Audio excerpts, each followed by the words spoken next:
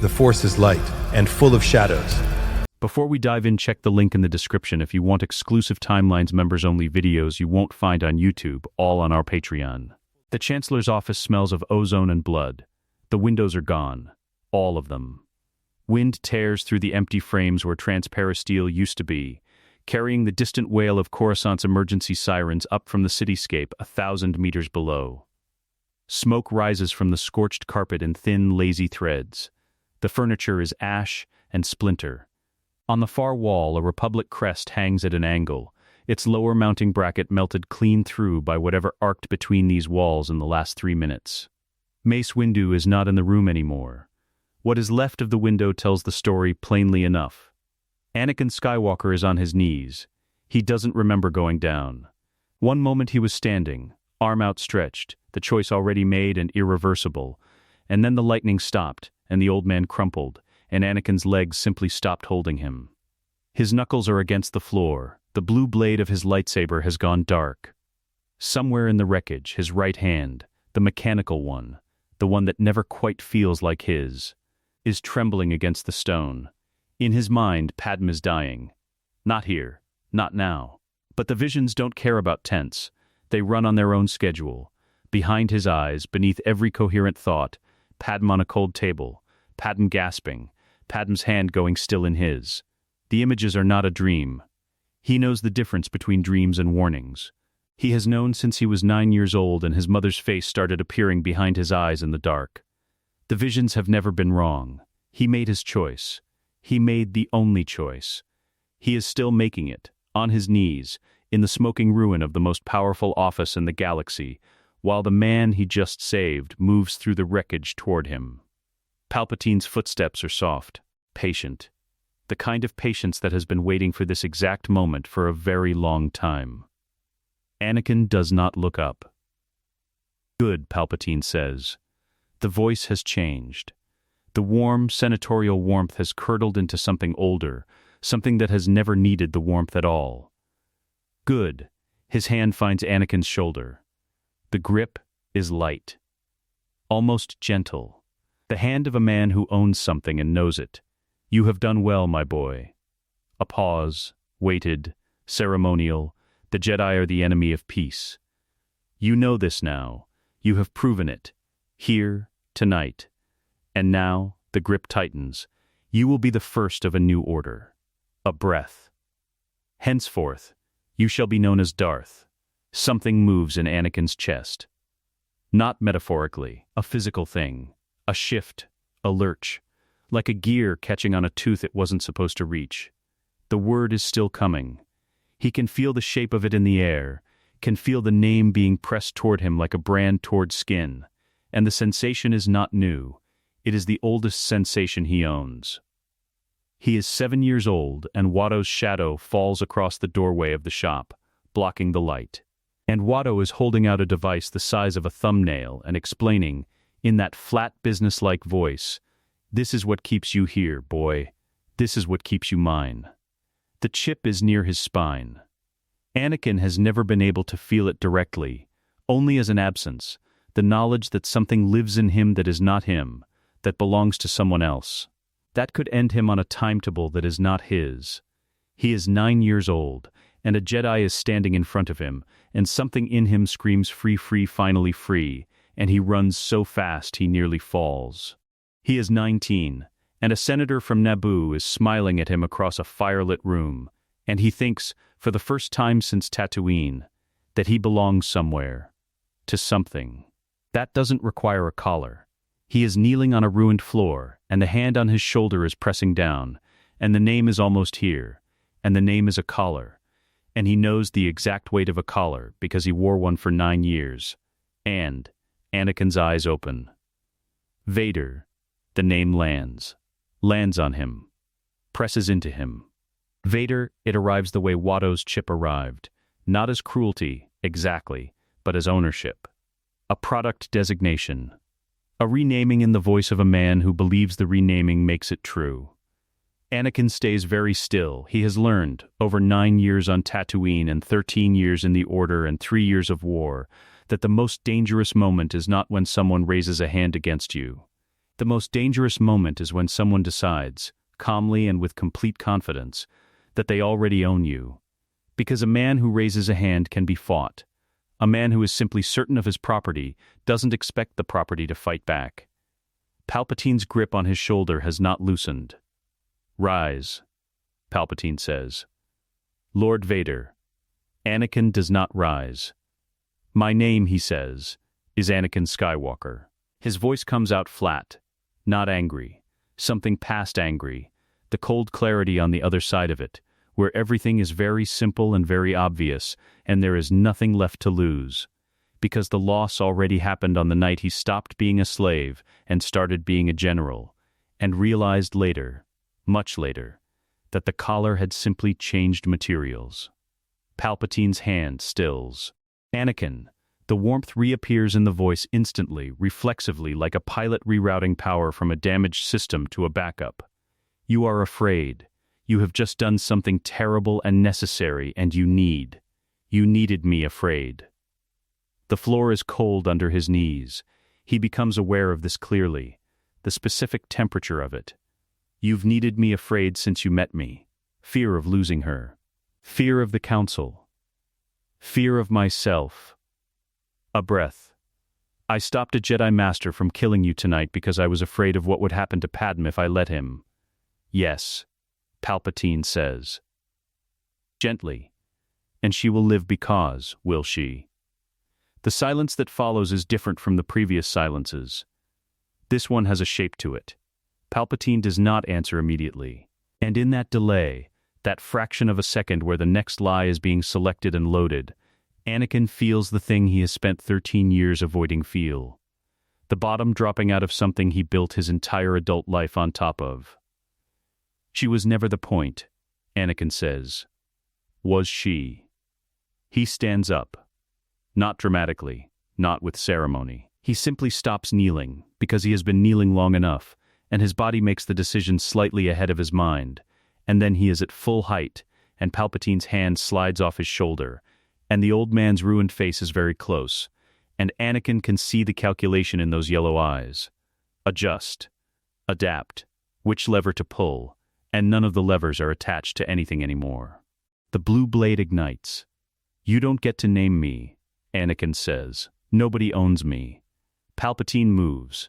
He is faster than he looks, faster than a man with his face has any right to be, and there is no time for a Senate speech, no time for lightning, no time for the 1,000 years of Sith patience to select a better angle.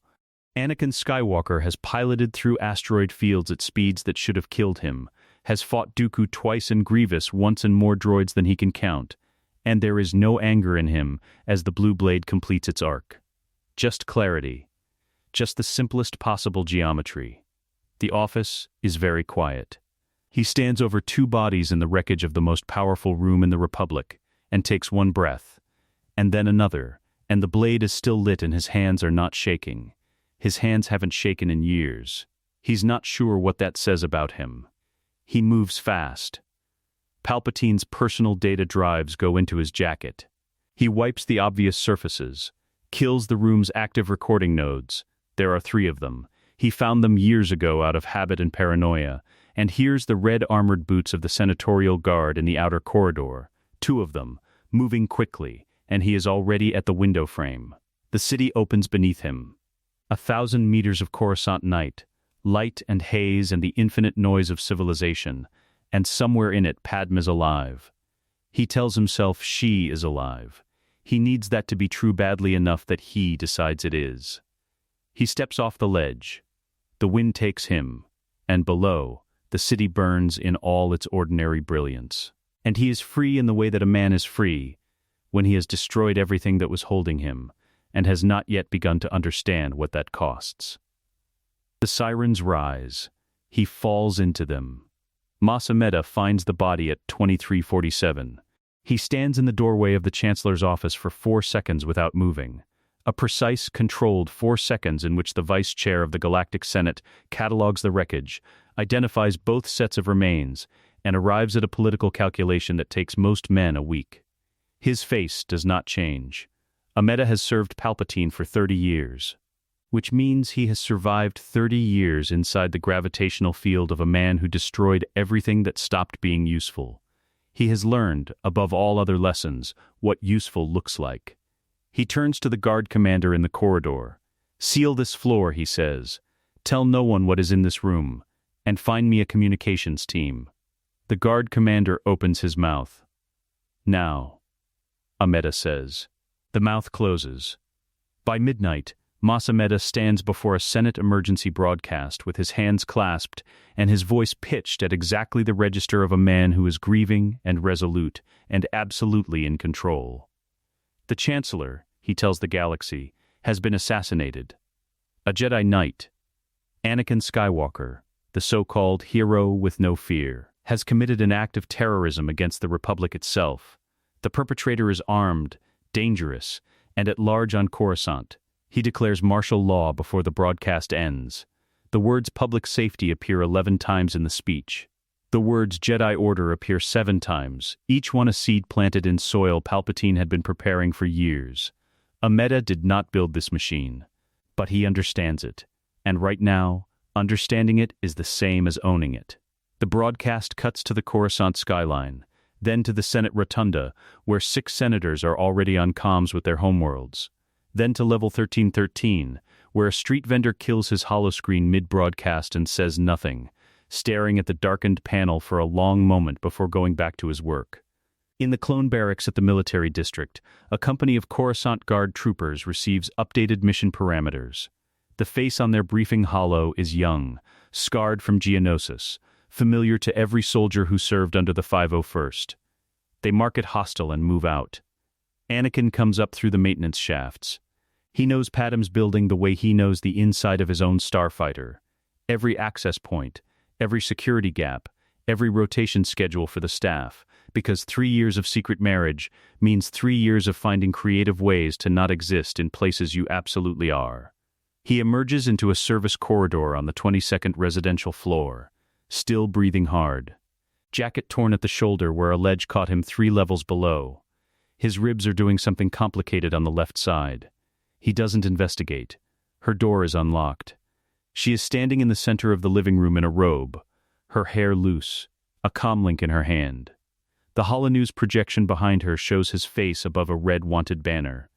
"Anakin," she says.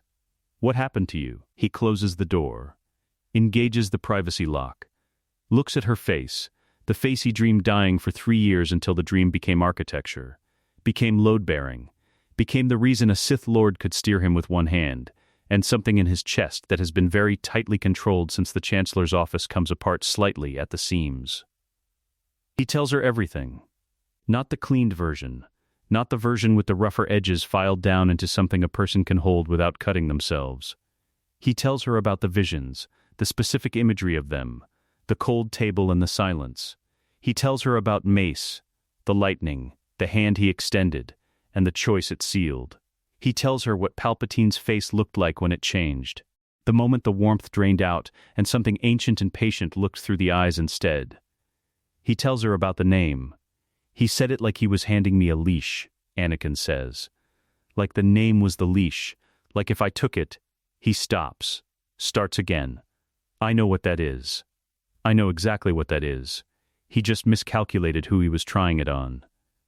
Padmé is very still. She is doing the thing she does when her mind is moving faster than speech, her eyes slightly unfocused, cataloging information, cross-referencing it against everything she already knows. He has watched her do this in Senate sessions. He has watched her do it across a firelit room on Naboo. It always means she is about to say something he isn't ready for. "You didn't fall," she says. Her voice is quiet and precise and completely certain. "You didn't fall, and that's exactly why they'll never stop hunting you." He looks at her. "If you'd taken the name, you'd be useful." She sets the comlink down. A Sith apprentice with Anakin Skywalker's combat record is an asset to a regime. A Jedi Knight who killed the Chancellor and refused the dark side is the most dangerous story in the galaxy, because it means it was possible. It means the whole machine had a weak point. The holonews banner cycles. His face again. The word terrorist in block letters underneath it. He turns the projection off. They can't go up. Ameda's security sweeps are already moving through the upper residential levels, and Padmé's apartment is not a secret the Senate keeps for long when it wants something badly enough. They can't go to the temple. Not yet. Not with the council in emergency session, and the news not 12 minutes old, and every Jedi on Coruscant trying to understand what they are supposed to believe. Down then, the underlevels.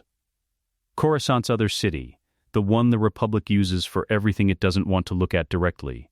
They move quickly. She changes into something with no Senate insignia. He takes a civilian jacket from her emergency cache, a precaution Padmé had arranged for, exactly the kind of night where a senator might need to not look like a senator. He doesn't ask when she set it up. She doesn't explain. She pauses in the doorway of the bedroom. One hand drops to her stomach. A small gesture. Private, almost unconscious, the kind of thing the body does before the mind has caught up. She stays like that for a moment, her fingers resting against the fabric. Anakin watches and says nothing and understands completely. A child who will be born into whatever world survives the next 72 hours. A child who has not been named yet by anyone. Whose identity belongs to no one but themselves. She looks up and finds him watching. "We'll make it clean," he says. "I promise you, we'll make it clean." She holds his gaze for one beat. Then she picks up the go bag and moves past him into the corridor. The freight lift descends in stages. Level 1000. Level 800.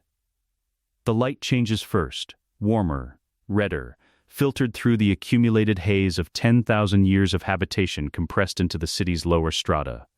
Then the sound changes. The clean white noise of the upper levels, the orderly hum of Republic infrastructure, gives way to something denser and more honest, the bass throb of industrial machinery, the layered voices of a population that has never once made the holonews, the smell of cooked meat and coolant and standing water. Level 600.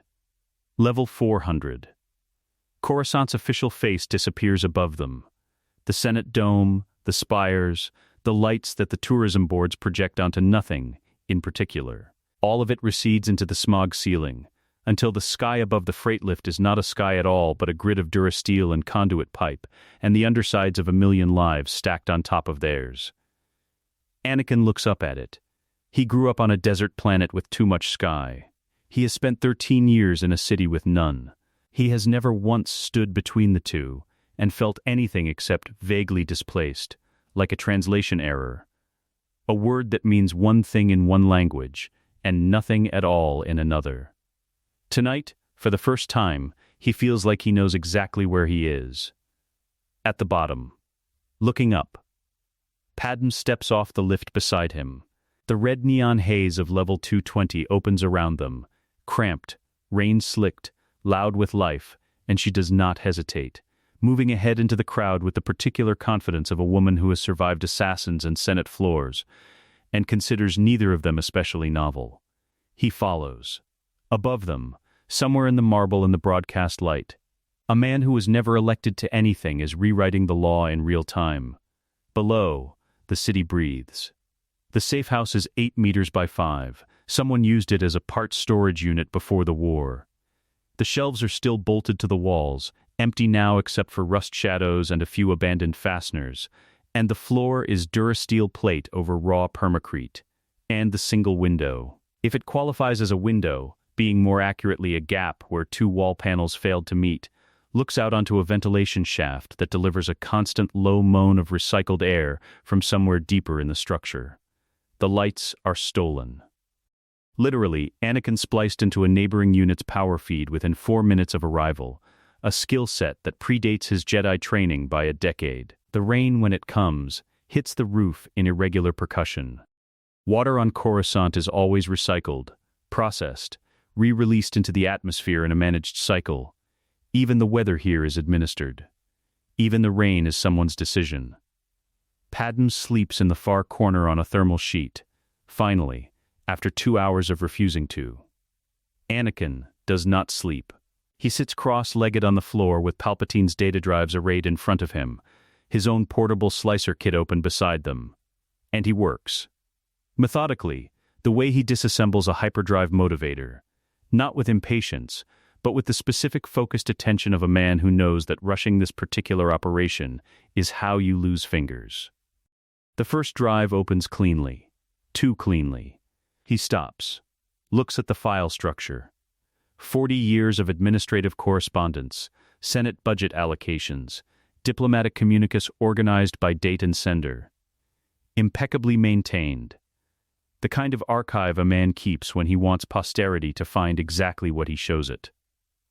Decoy. The whole drive is a decoy.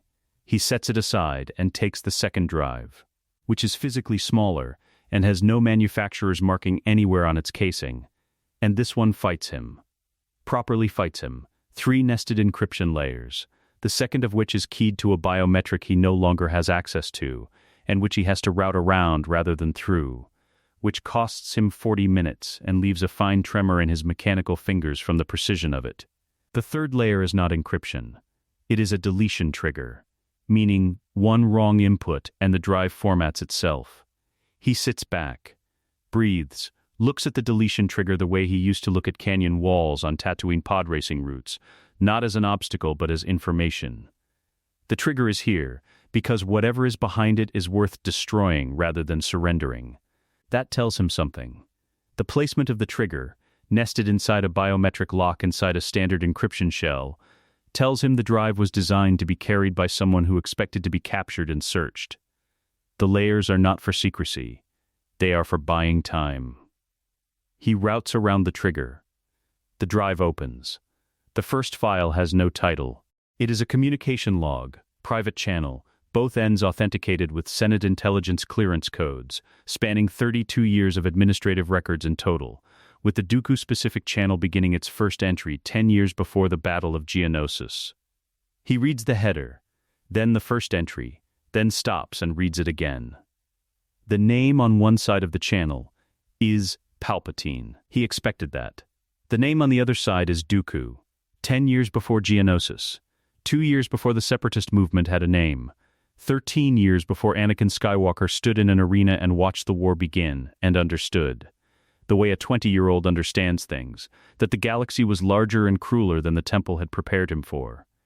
He reads for 11 minutes without moving. Then he opens the second file. The second file is schematics, not mechanical drawings, biological ones. He is not a medic and he was never trained in clone physiology, but the diagrams are annotated in plain language, clearly written for distribution to non-specialists, and the plain language is very clear. Each schematic shows a human brainstem in cross-section. Each one marks, in red, the placement of a device approximately 4 millimeters in diameter, seated against the hypothalamus, connected to the auditory processing center by 3 microscopic filaments. The annotations use the phrase biological compliance directive 14 times. The phrase voluntary override. None appears in the header of every page.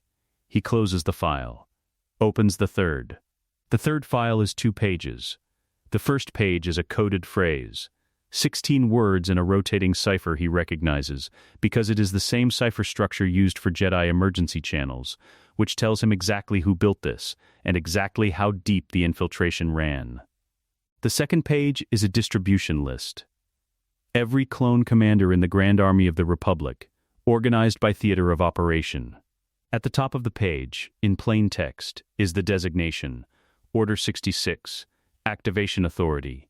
Transferable, he reads the word transferable, and the word sits in his chest like a coal going cold. Anakin.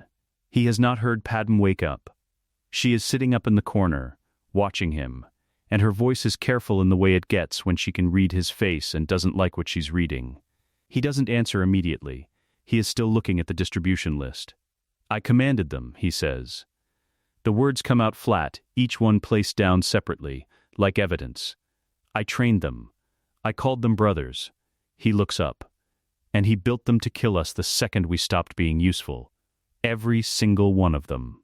Sitting in their armor with a bomb in their skull that none of them knew was there. Padmé crosses the room and sits across from him. She looks at the schematics. He watches her read, watches her face do the same thing it did in the apartment. The rapid internal processing. But this time there is something else, underneath it. A kind of recognition that is not surprise. The recognition of a woman who has spent 6 years watching the Republic make choices she couldn't explain, and has just found the ledger that explains them. "He's dead," Anakin says. "And it doesn't matter." She looks up. The chips are still in. The activation phrase exists. The authority is transferable. He gestures at the distribution list. Palpatine didn't build this to die with him. He built it to outlast him. Anyone with root access to Republic military command channels can pull this trigger. Anyone, he pauses. Tarkin, Amidala, any ranking intelligence officer who thinks the Jedi are the problem and wants to solve the problem neatly. Padmé is quiet for a moment. The Republic's true poison was never one man, she says. Not to him, exactly. More like thinking aloud the way she drafts legislation, testing the logic of a sentence against itself. It was the machine that let one man happen. Palpatine didn't corrupt the system. He found the system's corruption and moved into it. Her eyes come back to his. Which means, killing him doesn't fix anything. It just creates a vacancy. Outside, far above, something large moves through the air. A patrol speeder running its searchlights across the undercity grid in slow sweeping arcs. The light finds the ventilation gap, throws a brief warm stripe across the floor, and moves on. They both watch it go. "We can't run," Anakin says. "We disappear, the drives disappear with us, and the chips stay in. Someone triggers it in 6 months, a year, whenever it's politically convenient, and every Jedi in the galaxy drops in the same hour." He looks at the drive again. The only move that actually ends this is getting the chip schematics to the clones before anyone can pull that trigger. "Your own men," Padmé says. "My own men." The 501st. He reaches out and closes the drive case. A careful, deliberate motion, the way you close something you intend to use. Rex has to see this. Rex has to know what's in his own skull before anyone else gets the chance to weaponize it. Padmé says nothing. She doesn't need to. He pulls the drives toward him and begins repacking them, each one wrapped and nested in the kit with the specific care he gives to things that can either save lives or end them, depending entirely on who handles them next. On the far wall, someone has scratched a mark into the durasteel paneling. Old, deep, the kind of thing a person does when they have been in a small room for a long time and need to register that they exist. A single vertical line. Nothing beside it. Anakin looks at it for a moment. Then he picks up his kit and stands. He pulls up the hollow from his jacket pocket. A small projector cracked at one corner from something that happened during the descent. The image it throws is grainy, underlit, a clone helmet, blue-marked, the 501st's insignia painted across the brow plate in the hand-applied style Rex had insisted on since Christophsis. Not regulation. Never regulation. Rex had a specific way of not following rules that looked, from a distance, exactly like following them. Anakin stares at the helmet. Trust is not the question. He trusts Rex the way he trusts his own right hand, the mechanical one, the one that has never once hesitated on a trigger or shaken on a grip, and which he trusts precisely because it can't lie to him. The question is what he is about to ask Rex to believe. There is a device in your skull. It has been there since before you were born. It was put there by the man we all called Chancellor, and the man you all called Sir, and neither of us knew. Because neither of us was supposed to know. Because the knowing was the one thing that would have stopped this before it started. He thinks about how to say that. Tries several versions of it. Discards them all. Tells himself he'll find the words when he's standing in front of Rex. He always finds the words when he's standing in front of something real. The military district never fully sleeps. It runs in shifts, maintenance crews cycling through at 0200, supply convoys moving between the garrison depots and the starport before the transit lanes fill, night watch patrols running their grid routes with the particular mechanical rhythm of men who have done this exact walk enough times that their bodies do it without instruction. Anakin knows this rhythm. He set half of it. 3 rotations ago, he personally redesigned the 501st's night watch pattern after a security audit identified overlapping blind spots in the southeastern perimeter. He uses one of those blind spots now. The hood stays up. The civilian jacket is a neutral gray that reads, at distance, as maintenance crew or late shift supply staff, neither interesting nor memorable, which is the only camouflage that actually works on Coruscant.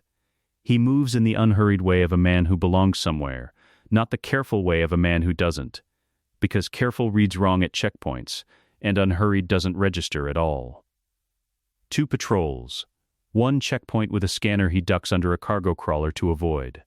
1 trooper coming the wrong direction at the wrong time who glances at him and glances away, because the trooper is 20 minutes from the end of a 12-hour shift and has long since stopped seeing anything that doesn't move like a threat.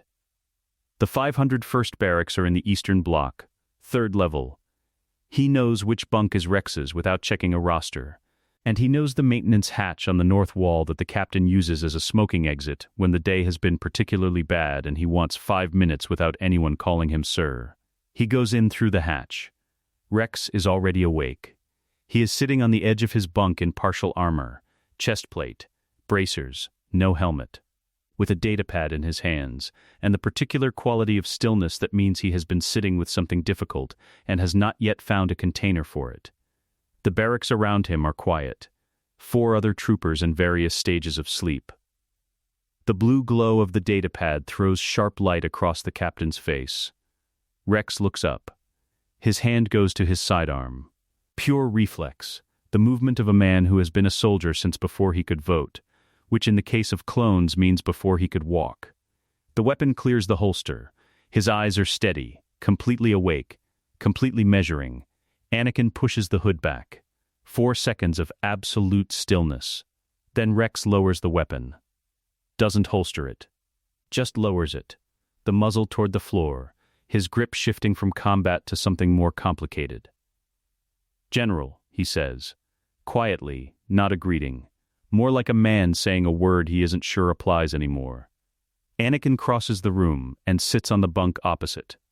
Close, eye level. He sets nothing down, reaches for nothing. Just sits, and keeps his hands visible, and lets Rex look at him for as long as Rex needs. "I'm not here as your general," Anakin says. "I'm here as a man asking his brother to trust him one more time." Rex's jaw works. He looks at the datapad in his other hand, and then sets it face down on the bunk beside him, the gesture of a man setting aside one problem, because a larger one has just walked through the wall. "The holonews says you killed the Chancellor," Rex says. "I did, and Master Windu. Windu was already dead. Palpatine killed him." He watches Rex process that. "I killed Palpatine." Rex is quiet for a long moment. In the bunk across the room, one of the sleeping troopers shifts, murmurs something in his sleep, goes still again. The barracks air is warm and close, the particular atmosphere of a space that houses too many people in too little square footage and has stopped apologizing for it. "Why?" Rex says. Not accusation. The actual question. Anakin reaches into his jacket and produces the data drive, sets it on the bunk between them. Because of what's on that. Rex reads for a long time. He does not react dramatically. This is one of the things Anakin has always respected about him, the absence of performance in his responses. When Rex is hit by something real, he goes quieter, not louder, pulling inward, processing with the methodical thoroughness of a man who is trained to function under conditions that would flatten most people, and has since learned that the training is most useful when the threat is not a battle, but a fact. He reads the schematic twice. Then he sets the drive down on the bunk and stares at the wall for a moment with his hands on his knees, very still, in the posture of a man performing a structural integrity check on his own interior. "Every one of us," Rex says. His voice is completely level. "Every single VOD. Sitting there like a bomb nobody told us we were carrying. Since Camino," Anakin says. "Since before the war had a name." Rex looks at him. His eyes have the quality of a man who has been angry before, properly angry, the deep structural kind, and knows that this particular anger needs to be handled carefully or it will damage the wrong things. He takes one slow breath. "What do you need?" he says. Not what do you want. Not what are you asking. What do you need? The language of a soldier who has already made his decision and is now in logistics. Anakin feels something in his chest loosen by a precise, measured amount. They work through the night. The cover story is a medical audit, Irregular hormone panel results flagged by the garrison's automated health monitoring system, requiring a manual follow-up scan. Anakin drafts the paperwork in 15 minutes using a template Rex pulls from the barracks admin system, backdating it 2 days. It is not a sophisticated forgery. It doesn't need to be. Military bureaucracy operates on the assumption that paperwork means compliance, and compliance means nothing unusual is happening, and nothing unusual happening means no one looks closely. They start with the squad leaders. Rex handles the approach, moving through the barracks in his particular unhurried way, waking each man with a hand on the shoulder and 2 quiet sentences that carry enough command authority to produce movement without producing questions. Anakin stays in the medical bay with a scanner and 4 minutes per trooper and a steadiness of hand that he is earning in real time, because the work itself demands it. The chips are not easy to find. They are seated against the brainstem with a precision that speaks to years of refinement, not something crude that a standard scanner flags automatically, but something designed to look like native tissue on a cursory pass. He has to know what he is looking for. He has to be looking. He finds them. Every time. The extraction is surgical and takes 3 minutes per trooper when nothing goes wrong, and 7 when something does. And something goes wrong twice. A placement slightly off the standard schematic on 1 trooper. A filament that has grown into surrounding tissue on another. He handles both. His hands do not shake. When it is over, each trooper sits up on the medbay table with an expression Anakin has no clean category for. Not relief exactly. Not yet. Because relief requires understanding what you were relieved of. And that understanding is still arriving. Kix, the 501st's medic, wakes up at 0330 and walks into the medical bay and stops. He looks at the row of extraction trays. Looks at Anakin. Looks at Rex, who has just come in with trooper number 11. "Oh," Kix says, with the tone of a man who has suspected something was wrong for a long time and has just been handed the proof. "Oh, that's what that is." He ties his hair back, rolls up his sleeves, and picks up a second scanner without being asked. They develop a rhythm. Around 0430, with 17 chips extracted and 6 troopers still to go, Jesse makes a comment about the quality of the garrison's medical facilities, specifically the med bay table, which has a support strut that digs into a particular vertebra in a way he describes with considerable creativity, and Dogma, waiting his turn on a folding chair beside the door. Says nothing for a moment, and then says that Jesse ought to be grateful the table is holding him at all given the structural complaints it must have about the situation. A comment so unexpectedly dry from a man who has spent most of his career being the straightest line in any room, that it produces muffled laughter from 3 different troopers trying not to wake the rest of the barracks. And for approximately 90 seconds the medbay is not a covert operation in a building full of people who would arrest them all, but simply a room full of soldiers finding the joke in the situation. Because finding the joke is how they have always survived the situations where there isn't one. The laughter fades. The work continues. The last chip comes out at 0511. 23 troopers. 23 small devices in a sealed container that Rex holds in his palm and looks at for a long moment without speaking. Each one the size of a thumbnail. Each one a leash with no hand on it, or rather, with a hand that is now dead, and with the explicit documentation that the leash is transferable, and with the knowledge that somewhere above them in the Marble City, men are already trying to find the new hand to put on it. Rex closes his fist around the container, sets it on the tray. He looks at Anakin with something that is not the look he uses when he is following an order, and is not the look he uses when he is carrying out a mission, and is not any of the professional registers Anakin has learned to read in 3 years of fighting alongside this man. It is something newer and quieter, built on the specific foundation of what has happened in this room tonight. "You're not our Chancellor's soldier anymore, sir," Rex says. "Never were." A pause. Question is, what are we now? The medical bay hums. Outside, through the walls, the military district continues its rhythm, patrols walking their routes, supply convoys moving, the machinery of an institution that does not yet know what has been done inside it tonight. Anakin looks at the 23 men in this room. He doesn't have a clean answer. He finds, for the first time in a long time, that not having a clean answer doesn't feel like failure. "I'll tell you when I know," he says. Rex nods. Once. Like that's enough. For now it is. The temple feels wrong before Obi-Wan reaches the gates. Not wrong in any way he can name precisely. The spires are intact. The lights are on. The morning foot traffic of initiates and Padawans moves through the courtyards in its ordinary patterns. But there is something in the quality of the air, a particular frequency of collective unease that the Force transmits the way bone transmits vibration, not through the ears, but through the structure itself. He has felt this before. Twice, once on Naboo, when he was 16, and the news of the Trade Federation's blockade arrived before the official channels caught up. Once on Kamino, standing at the edge of an ocean that went on forever, realizing the army had already been built before anyone thought to ask who ordered it. He lands the ship, walks through the gates. The temple has been awake all night. The council chamber is smaller than it looks from outside. Obi-Wan has always known this intellectually, and has always been mildly surprised by it in practice. 12 seats in a circle, each one a statement of authority, and somehow the circle makes the room feel compressed rather than expansive. Today, it feels smaller still. The masters present are exhausted in the particular way of people who have spent hours in the same room arriving at a conclusion they don't want and cannot avoid.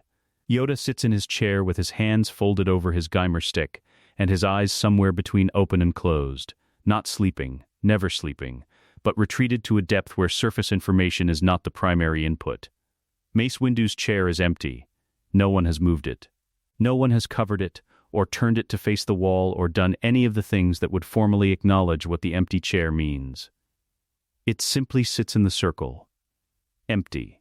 And the masters arrange their attention around it carefully, the way you navigate a wound. Obi-Wan takes his seat. Ki-Adi-Mundi gives him a brief nod. Plo Koon's posture tells him the news before anyone speaks. The Senate communication arrives in the next 5 minutes. A formal channel request carrying Masameda's seal, and the emergency priority designation that, in ordinary times, is reserved for invasion. Shakti leans forward and opens the channel. Ameda's face fills the projection space. He is composed. Immaculately composed. In the way of a man who has been composing himself in front of difficult rooms for 40 years, and has made an art of it. The Jedi Council, he says, has information relevant to the assassination of Chancellor Palpatine. Specifically, the perpetrator trained under the Order's authority, operated under Jedi command, and committed the act on Jedi premises under circumstances the Order is yet to fully explain to the Senate's satisfaction. He pauses there, lets the pause do its work. The Jedi Order, Amida continues, can demonstrate its loyalty to the Republic by cooperating fully with the investigation. Beginning with the immediate surrender of Anakin Skywalker, whose location the Council may or may not currently possess, and whose continued freedom represents an ongoing danger to public order. He closes with the phrase, "We anticipate your full cooperation," which is not a phrase. It is a sentence, with a blade in it. The projection dies. The chamber is quiet. He killed the Chancellor. The voice belongs to Aegon Kolar, and it is not an accusation so much as an attempt to establish coordinates, to find solid ground in a room where the ground has been behaving oddly. He killed Master Windu. Whatever his reasons, the appearance of it will unmake us. Obi-Wan looks at the empty chair. We don't know what his reasons are, he says. We haven't spoken to him. The Holonews is being managed by the man who has declared himself acting chancellor inside 12 hours of his predecessor's death. Obi-Wan keeps his voice even. I'd like to know what Anakin says before I decide what the Holonews means. Ki-Adi-Mundi. Even if his reasons were sound, and I'm not saying they were, the political reality is what Ameda says it is. The Senate sees a Jedi killing the head of state. It doesn't matter what was in Palpatine's heart if the image is Anakin's blade. It matters to me, Obi-Wan says. Plo Koon, quietly, it matters to all of us, Obi-Wan. The question is what we can afford. The word afford lands in the room and stays there. It is not a word Obi-Wan has ever wanted to hear in this chamber. It is a word that belongs in treasury departments and political offices, and the kinds of conversations where principle is a line item on a balance sheet, to be weighed against exposure and liability, and the specific cost of standing somewhere inconvenient. He does not say this. He looks at Yoda instead, because Yoda has said nothing. And in Obi-Wan's experience, the things Yoda chooses not to say are frequently the most important things in the room. Yoda's eyes open. Ask yourself, you must, the old master says, what you are truly afraid of. He does not specify who he is addressing. He doesn't need to. Afraid for Anakin are some of us. Afraid of Anakin are others. And afraid for ourselves, perhaps, are most. A pause. The Force does not care which fear we act from, only that we act from truth. The chamber absorbs this. The Senate wants him surrendered, someone says. Obi-Wan doesn't track who. If we refuse, we become the story. The Order protecting its own. The Council as accomplice. And if we comply, Obi-Wan says, we become the thing he was afraid we'd become. The silence after this is different from the silence before it. He finds himself in his quarters an hour later, without fully remembering the walk. The room is unchanged. This strikes him as faintly absurd, that the room should be unchanged, that the desk should still have the same 3 items on it in the same arrangement, that the window should look out on the same section of Coruscant skyline he has looked at for 13 years. The world has not reorganized itself to reflect the state of the thing inside him. It never does. He has always found this mildly insulting. He sits on the edge of the bed. Qui-Gon's face arrives without invitation, as it always does in moments of genuine difficulty, not a vision. Not the Force, just memory asserting itself in the quiet. A landing platform on Naboo, a boy with sand still on his boots and his eyes full of something that Obi-Wan recognized even then as both enormous gift and enormous complication. Obi-Wan. He is the chosen one. He had said, I will train him, Master. I give you my word. He had meant it the way you mean things at 25 when you are standing at a man's grave and grief makes everything feel very clean and very permanent and very much like a promise is something you can actually keep across the full distance of a life. He has spent 13 years keeping it. He does not know, sitting here in this unchanged room, whether surrendering Anakin to Amida's process constitutes a continuation of that promise or its ending. Then the Force moves. It is not dramatic. It never is, in his experience. The dramatic presentations are almost always something else. Fear or projection or hope wearing the Force's clothing. This is quieter. A presence, specific and familiar, pressing against his awareness with the particular quality of something deliberate. Someone reaching across a distance. Someone who knows he is there and wants him to know they are there and is not hiding from it. Not a trap. He knows what Anakin's traps feel like.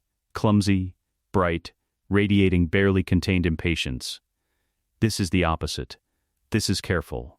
Vulnerable in the way that only choosing to be seen can make a person vulnerable. Obi-Wan sits with it. He does not move for a long time. He goes to Yoda.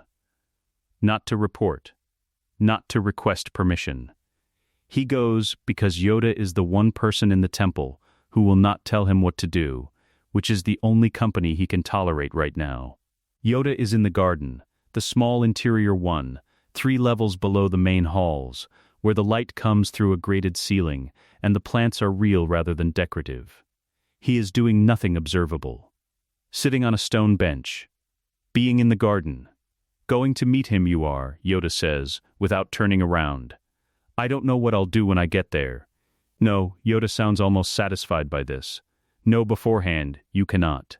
That is why it must be you. Obi-Wan stands at the garden's edge. Above them, through the grated ceiling, the light is shifting toward midday. Somewhere in the city, patrols are moving. Somewhere, men are making decisions about institutional survival that will look, from the outside, like justice. If he's wrong, Obi-Wan says, I bring him in. If he's wrong, Yoda agrees. And if he's right? Yoda looks at the plants. He has the expression he wears when he is about to say something that will sound simple and mean something very large. Then choose, you must, he says, between the order you swore to and the truth you find. He folds both hands over his stick. Which is what he chose. In that office. Last night. Obi-Wan is quiet for a moment. You already know, don't you? He says. What happened in that office? Yoda says nothing. Which is answer enough. He leaves the temple at midday. No announcement, no filed itinerary. He takes a civilian speeder from the lower transport bay, the kind of vehicle that belongs to no one in particular, and goes unremarked in the traffic lanes. And he points it toward the industrial sector and the coordinates that arrived in his meditation the way Anakin has always communicated the things he cannot say directly, sideways, through the Force, counting on Obi-Wan to translate. He has always translated. He tells himself, descending into the lower city, that he is going to determine the truth. That he is going as a Jedi, with a Jedi's obligation to evidence and process and measured response. He tells himself this carefully and completely, and does not entirely believe it. He goes because he cannot not go. Because 13 years of shared life does not stay on one side of a political calculation no matter how carefully you try to keep it there. Because the Force reached across whatever distance now sits between them, and Anakin chose to let himself be found, which is an act of trust that Obi-Wan cannot pretend to have not received. The industrial sector opens below him. Steam and metal, and the smell of the lower city rising to meet him. He descends. The industrial sector runs on a different clock than the rest of Coruscant. Up in the Marble City, midday means Senate sessions and press briefings, and the particular performance of governance that requires good lighting and clean surfaces. Down here it means shift change. The day crews cycling out, the afternoon crews cycling in, a 40-minute window where the foot traffic doubles and the supervisory attention halves, and two men standing in a steam corridor don't register as anything worth noting. Anakin chose the location well. He always did have a pilot's instinct for terrain. Obi-Wan finds him in a maintenance alcove off the main corridor, a recessed space behind a coolant manifold, deep enough to be out of the foot traffic, close enough to two exit routes that a man with Anakin's spatial awareness would have clocked them both before he arrived. He is standing with his back to the wall and his arms at his sides, and he is not wearing Jedi robes, which makes him look, in the poor light, like someone Obi-Wan almost recognizes. Obi-Wan steps into the alcove. His hand finds his lightsaber. The blade ignites, blue-white, throwing sharp shadows across the durasteel, before he has consciously decided to light it. 13 years of training and 3 years of war, and the body does what it knows, which is that Anakin Skywalker is on the wrong side of a security line, and the appropriate response to that is a drawn blade. "Don't make me do this, Anakin," he says. Anakin looks at the blade. He does not move. His hands stay at his sides. His lightsaber stays on his belt. He looks at the lit blade between them the way you look at something you have already made a decision about and are simply waiting to see if the decision holds. Not defiant. Not afraid. Present. Completely. Deliberately present. "I'm not going to fight you, Obi-Wan," he says. "I'm done being told who to be by people with a blade at my throat. A beat. And I'm not going to become that for you either." The blade stays lit. The steam moves through the corridor behind them. Indifferent, Obi-Wan looks at him for a long moment. At the face he has been looking at for 13 years, across training mats and cockpit glass and council chamber debates, and one particular night on Naboo when they were both young, and Qui-Gon was 3 days dead, and neither of them knew what came next. The face has changed. That is the first thing he catalogues. Not what the Holonews says, not what the council decided, but the specific quality of the face in front of him. He has studied this face longer than he has studied anything, except the Force itself. It does not look like a man who has fallen. It looks like a man who has been through something and come out on the other side of it with something different than what he went in with, and that different thing is not darkness. He can feel it in the Force, the texture of Anakin's presence, which in the old days always had a quality of barely contained pressure, something large being held behind inadequate walls. That pressure is gone. What remains is still enormous, but it is not straining. He does not lower the blade. Not yet. "Tell me," he says. Anakin tells him. Everything, the same account he gave Padmé, but different, stripped further, no softening, the raw sequence of events delivered with a precision that Obi-Wan recognizes as the way Anakin debriefs after the worst operations.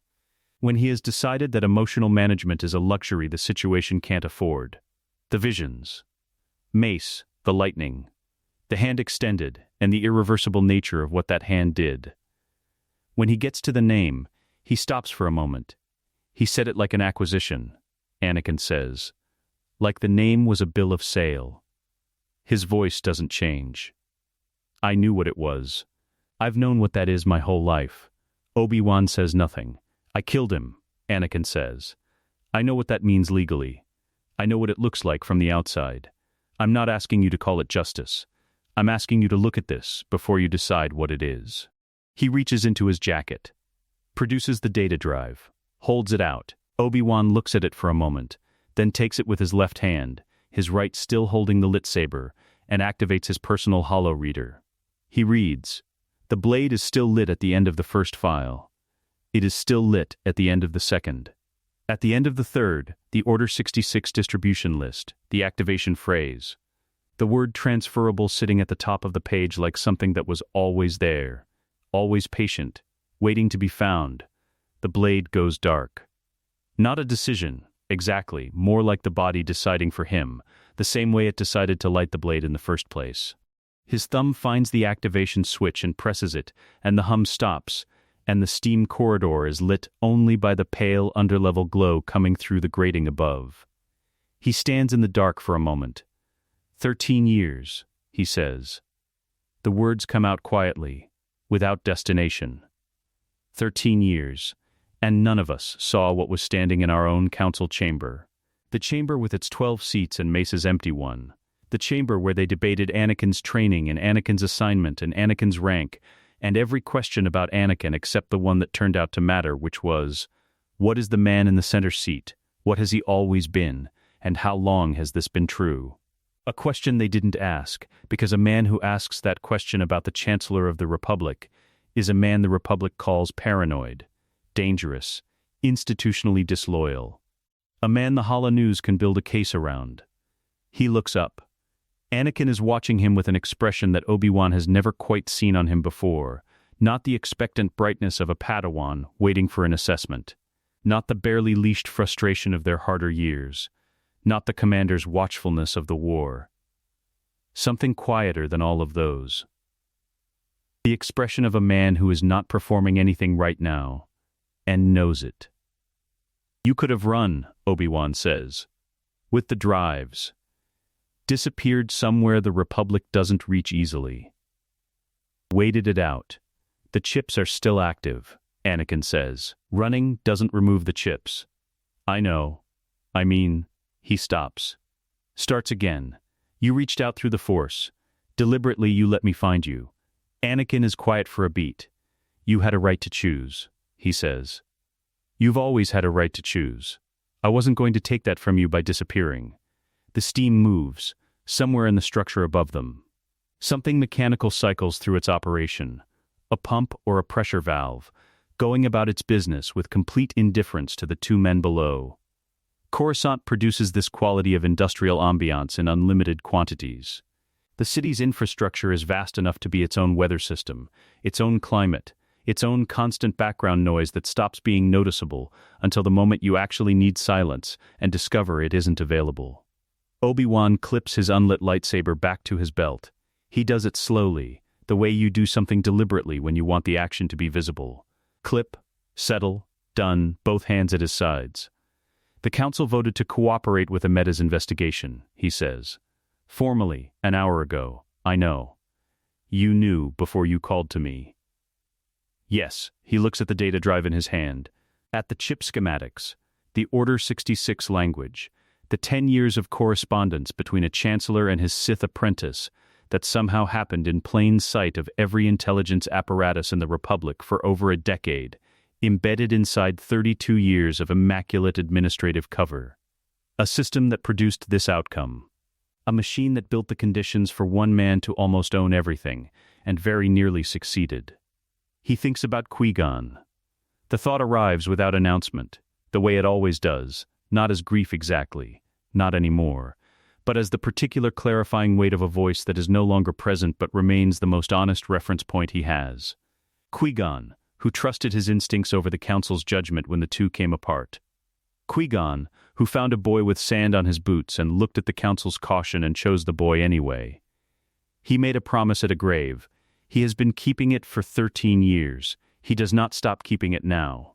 The council chose appearance over truth, Obi-Wan says. Someone has to choose differently. Something in Anakin's posture changes. Not relaxation, not relief. Something more controlled than either of those. A load redistribution. The specific adjustment of a man who has been carrying something alone and has just been joined. The chips need to come out of every clone in the Grand Army, Anakin says.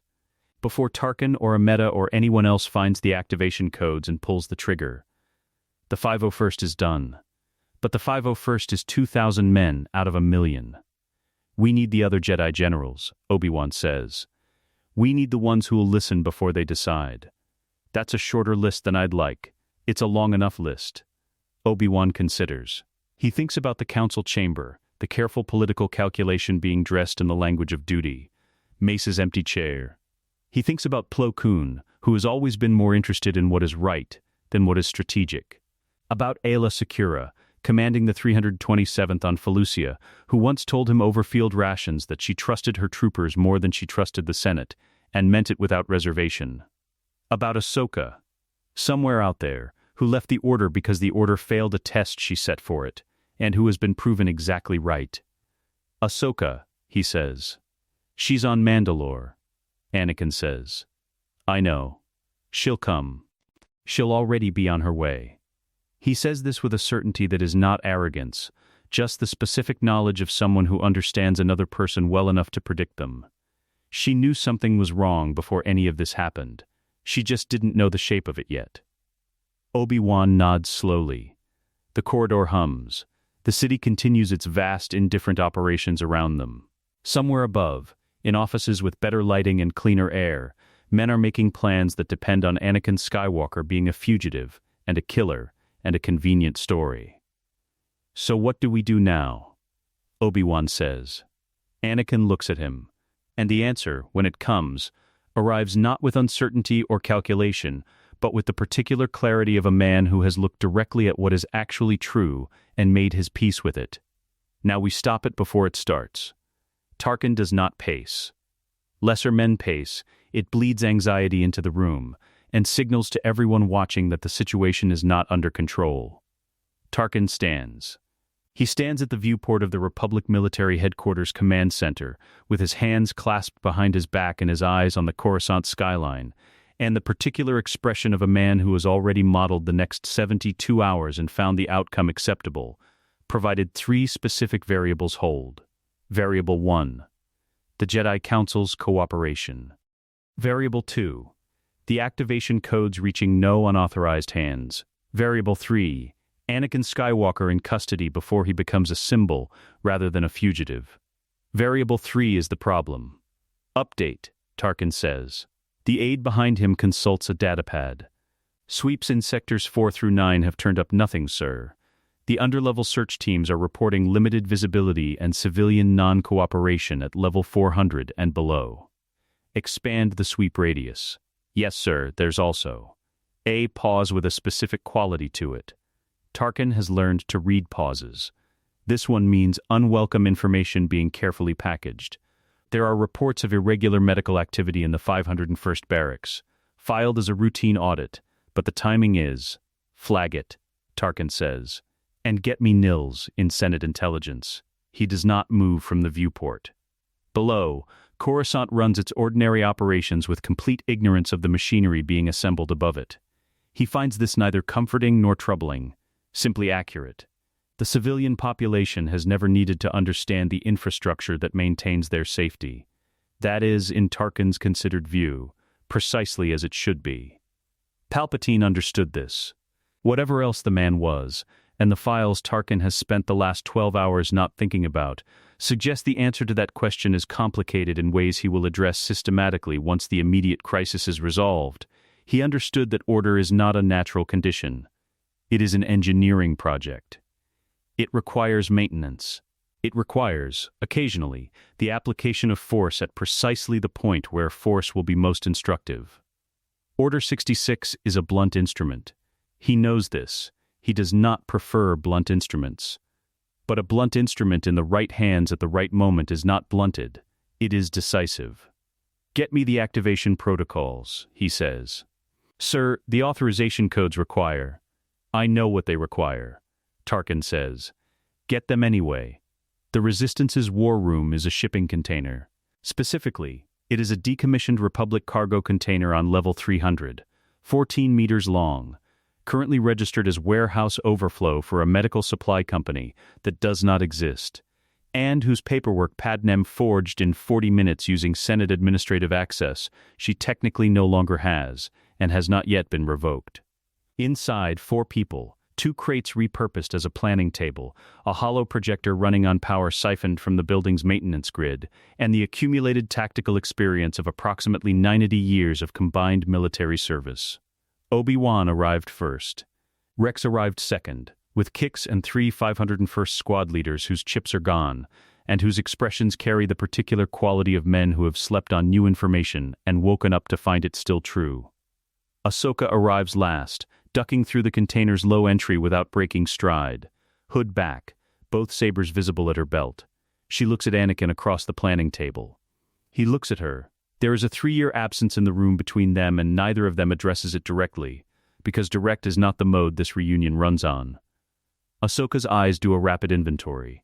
His face, his bearing, his eyes specifically, and whatever she finds there produces a fractional release of something she has been holding. She crosses to him, puts a hand on his arm, once, brief. "I left because I didn't trust the Order to see the truth," she says. "I came back because I trust you to fight for it." He holds her gaze for one moment. Then he turns back to the table. "We're working." She looks at the hollow projector, at the building schematics rotating slowly above the table, at Rex, who gives her a nod that carries 12 different things in it. She pulls up a crate and sits. They work.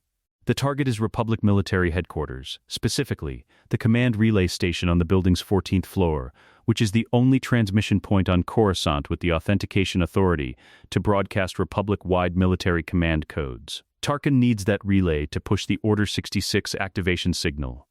They need it to stay silent, or better, to push a very different broadcast entirely. Padmé lays out the political architecture. Amida's martial law declaration is constitutionally provisional. It requires Senate ratification within 72 hours or it lapses. They are currently at hour 31. The chips, the Sith files, the Order 66 protocols, broadcast galaxy-wide through that same relay station, on every military and civilian channel simultaneously, constitute the kind of evidence that makes Senate ratification politically unsurvivable. It doesn't just expose the chips, she says. It exposes the entire framework, the manufactured war, the chain of command that was built to serve one man's consolidation of power. You put that on every screen in the galaxy simultaneously, and you don't give Amida's allies time to craft a counter-narrative before the Senate has to vote. And if the broadcast fails, Rex says, or Tarkin gets to the relay first, then we're fighting a different war, Anakin says. With worse odds. So we don't let that happen. The plan has 3 moving parts. Rex and the 501st hold the building's perimeter, not an assault, a seal. Every exit covered, every loyalist Coruscant Guard unit engaged and contained. The goal is not elimination, but delay. Buy time. Keep the building's internal security focused on the perimeter threat while the interior operation runs. Ahsoka runs interior sabotage. Communications jammers on floors 3 through 12 to prevent Tarkin's people calling for reinforcement, physical destruction of the secondary relay backup on floor 6, and a specific piece of controlled chaos on floor 9 that she outlines with a brevity that suggests she has already worked out more of it than she is sharing. Obi-Wan does not ask. He has learned, over the years, that Ahsoka's improvised plans tend to work better than most people's prepared ones. Anakin and Obi-Wan take the command floor. They move at 1600. Rex deploys the 501st and 4 trooper fire teams, moving through the building's service-level access points, maintenance tunnels, freight entries. The building's underground connector to the adjacent garrison depot that the architectural schematics show, and the security rotation somehow never fully accounts for. Blue-marked armor flooding the perimeter in under 4 minutes. By the time the Coruscant Guard's outer post realizes what is happening, The 501st has every ground-level exit sealed, and the guards' own communication lines are already going to static. Inside, Ahsoka is a problem they can't locate. Tarkin's security teams start getting reports from Floor 6 at 1612. Equipment failure. Communications down. Something moving in the maintenance shafts that doesn't respond to challenges. By 1618, the reports stop coming from Floor 6 entirely. Floor 9 calls in a gas line irregularity 3 minutes later that evacuates 24 security personnel into corridors where the 501st is waiting. Obi-Wan and Anakin take an elevator to Floor 13, walk up the last flight of stairs. The command floor has 8 men. 4 are security professionals trained, running the building's defense protocols with the efficiency of people who have drilled this exact scenario. 2 are communications technicians who understand, from the quality of the sounds now coming through the floor beneath them, that they are not in a drill. 1 is an aide with a datapad and the expression of a man who got into Senate staffing because it seemed stable. 1 is Tarkin. The stairwell door opens. Anakin goes through first. What happens in the next 40 seconds is not a duel. It is not a performance. It is a Jedi Master who has spent 3 years at war operating at his full capacity, with nothing chasing him from behind. No fear, no anger. No compressed violence looking for an outlet. What drives him is not the dark side. It is not even the pure serene clarity the old Jedi texts describe, which always struck Anakin as a quality better suited to meditation halls than active combat. It is simpler than either. He moves because people he loves are alive, and he intends them to stay that way. That is the complete list of motivations. It is, it turns out, sufficient. Gemso at full extension is not graceful. It was never meant to be graceful. It was designed for men who hit hard enough to close the distance before it becomes a disadvantage. To turn the opponent's strength into a liability. To end confrontations with efficiency rather than elegance. Anakin's variant of it has always been personal. Faster than the form's standard execution. Adapted across a decade of fights against opponents who didn't fight fair. Carrying the specific modifications of a man who learned saber forms from Obi-Wan and immediately started improvising.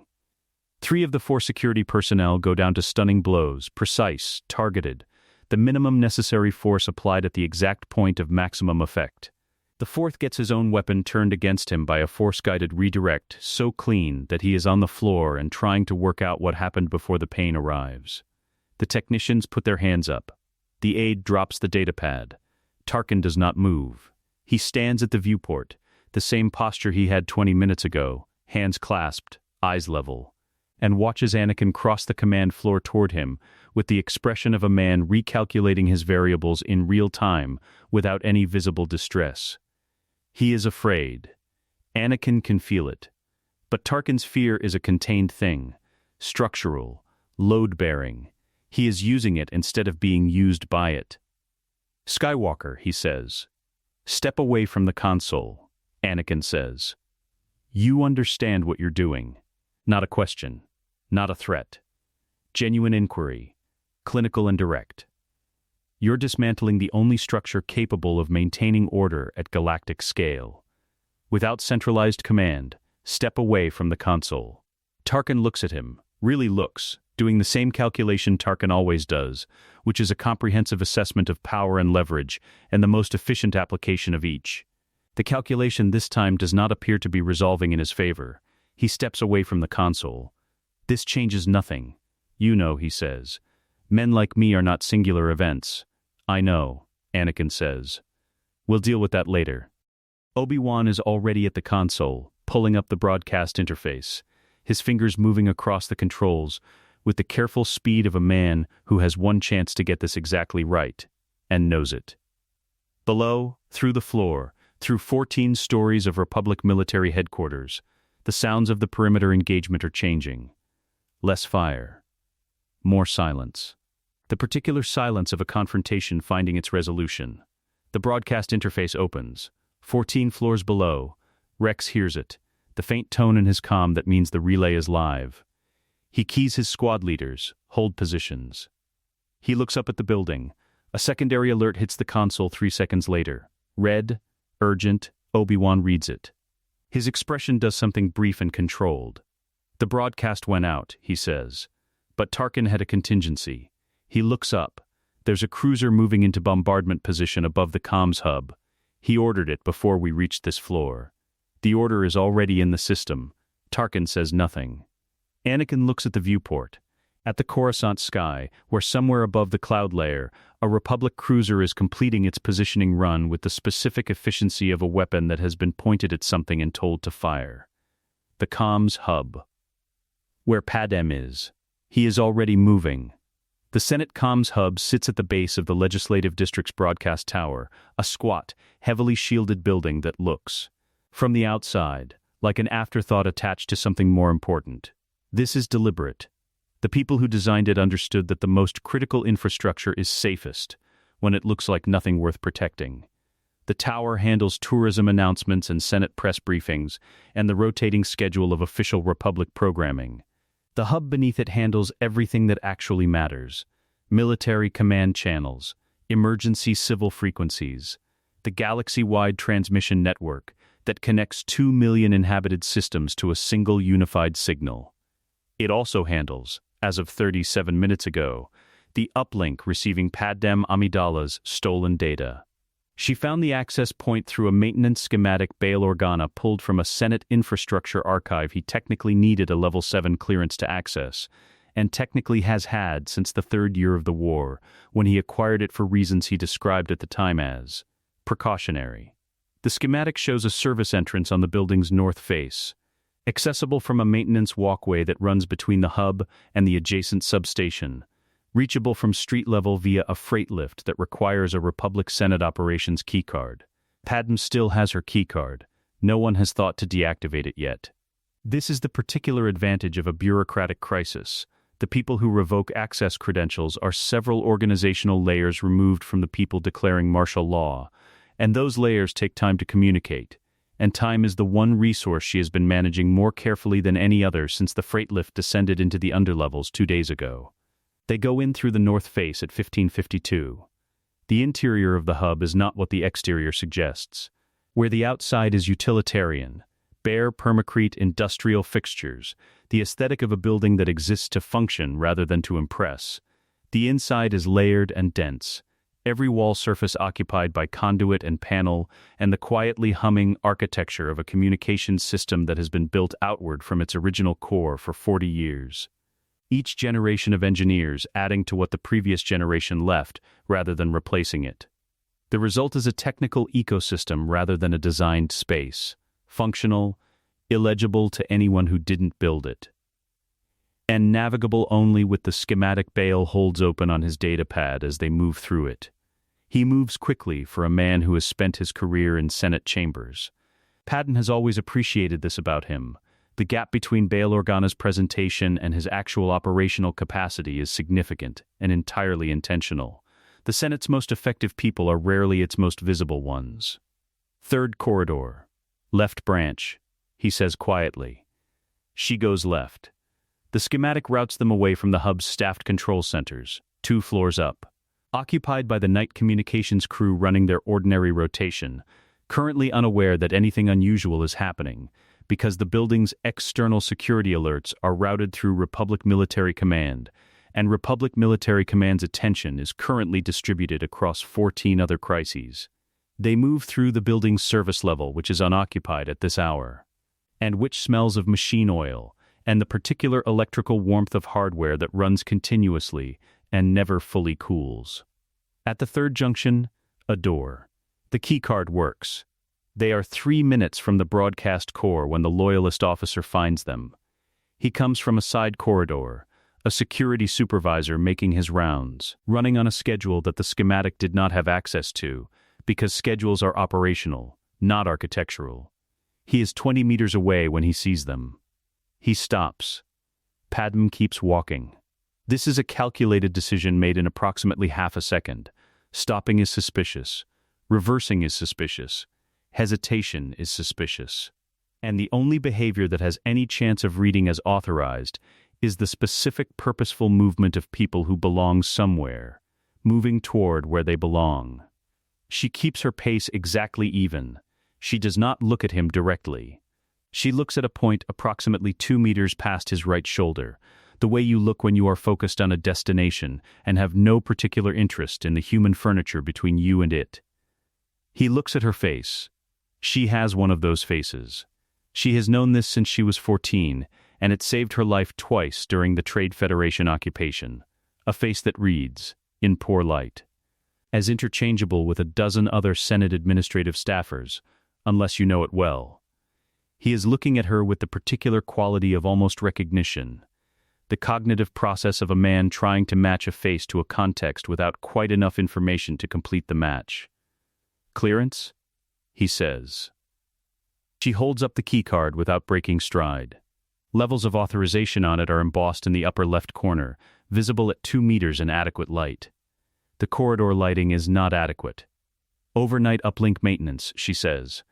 Her voice carries the specific exhausted flatness of a night shift technician who has done this walk 80 times before and would very much like to do it 80 times more, and then go home.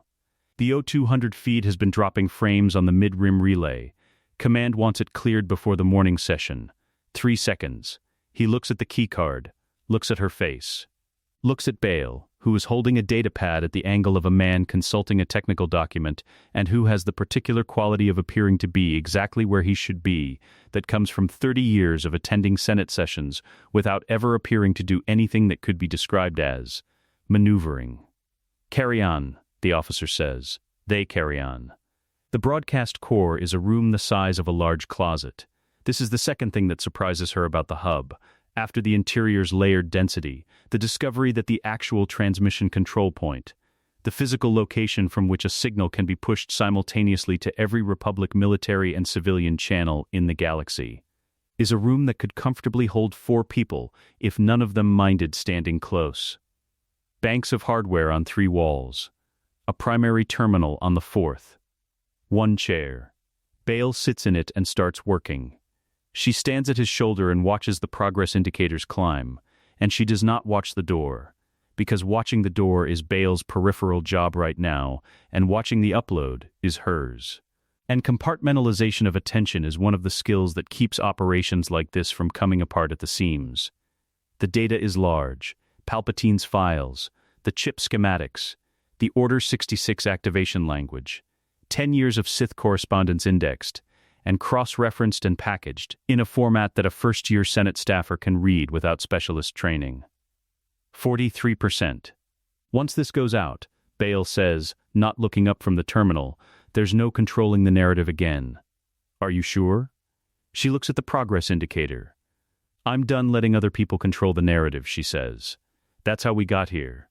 He nods once, the nod of a man who asked the question because it needed asking, and has received the answer he expected.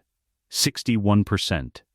Somewhere in the galaxy, a clone trooper on Felucia is eating a field ration when his comm unit begins broadcasting on a frequency that is not his unit's operational channel. He looks at it, puts down the ration, listens. In the Senate rotunda, a communications aide on the overnight shift watches every display in the building switch simultaneously to a channel she did not authorize, running content she has never seen, sourced from a broadcast authentication code that carries Chancellor-level transmission priority. On Mandalore, a Mandalorian communications officer picks up the signal on a civilian receiver at 17:09 local time and calls her commander, who comes and listens, and does not speak for 4 minutes after it ends. In a Coruscant Guard barracks 2 kilometers from the Senate comms hub, 43 troopers watch a schematic of a human brainstem rotate slowly on their briefing screen with a device marked in red, seated against the hypothalamus, and the words "voluntary override," none in the header, and one of them says, very quietly, to no one in particular, "That's us." None of them say anything else for a long time. On a mid-rim freighter running the Hydean Way, a crew of 7 watches the broadcast on a commercial receiver. The captain, a woman who spent 6 years running supply contracts for the Grand Army and has 3 nephews who are clones, watches the Order 66 activation language scroll across the screen. She reads it 3 times. Then she goes to the cockpit and contacts every ship in her comm range and tells them to turn it on. 88%.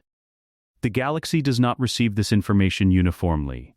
It arrives the way all large truths arrive, unevenly, at different speeds, filtered through the particular context of whoever is receiving it. Some people will not believe it. Some will believe it and find reasons to dismiss it. Some will believe it and understand immediately what it means, and begin, in the privacy of their own reactions, to recalibrate everything they thought they knew about the last 6 years. But it arrives, to all of them, at the same moment, in the same voice, with the same documentation, with no mediating institution between the evidence and the person receiving it. 94%. The alert reaches Bale's datapad at 96%. He reads it. His expression does a controlled, rapid thing that tells her it is bad before he says anything. Cruiser moving into bombardment position above us, he says. Tarkin's order. Pre-loaded before the command floor was taken. He looks up. He built a contingency into the contingency. She looks at the progress bar. 97. Keep going, she says. Padmé, keep going. 98. The building's structural sensors register something, a change in atmospheric pressure above the tower, the specific signature of a capital ship's weapons system cycling to active. The hub's emergency lighting shifts to amber. Somewhere in the building, an automated alert begins cycling through the internal comm system in the particular tone reserved for ordnance threats, which is a tone the hub's designers presumably included as a theoretical precaution and which has never been used in the building's 40-year operational history. 99. Bale's hands are on the terminal, and he is not looking at the ceiling, and he is not looking at her, and he is doing what she asked him to do, which is keep going, which he is doing. 100. The upload completes at 1709 hours, 14 seconds. The broadcast goes out. Below, at street level, the Coruscant Guard units engaging the 501st perimeter begin receiving the signal through their helmet comm systems, standard military frequency, running the broadcast on automatic repeat per the transmission's embedded priority protocol. The fighting, which has been loud and sustained and purposeful for 43 minutes, develops a new quality. It develops hesitation. A trooper near the building's eastern exit lowers his weapon for 3 seconds, not drops it, not throws it down, but lowers it, the way you lower something when your hands need a moment to catch up with your mind. 3 seconds. His squad leader does not order him to raise it again. A Coruscant Guard commander on the north face opens a channel to his counterpart in the 501st and says, without preamble, "Tell me that broadcast is real." Rex's voice comes back steady and immediate. "It's real." Every word. A pause. 18 seconds. "Hold your positions," the guard commander says. To his own men. In his office on the 14th floor of Republic Military Headquarters, Tarkin watches the broadcast play on the room's display and understands, with the cold precision that has always been his most reliable instrument, that the political legitimacy sustaining his martial law is dissolving in real time. Not collapsing. Dissolving. The way a structure dissolves when the medium it depends on changes state. The Senate cannot ratify what the Senate is currently watching be dismantled. He is not panicked. Panic is a resource expenditure he has never found cost-effective. He is, however, cornered.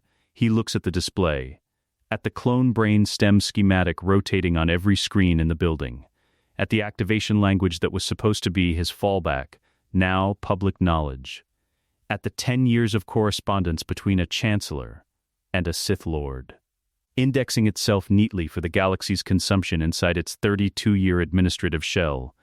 He opens a direct channel to the cruiser. "The broadcast is out," he says. "Destroy the source anyway." The cruiser is a Venator class.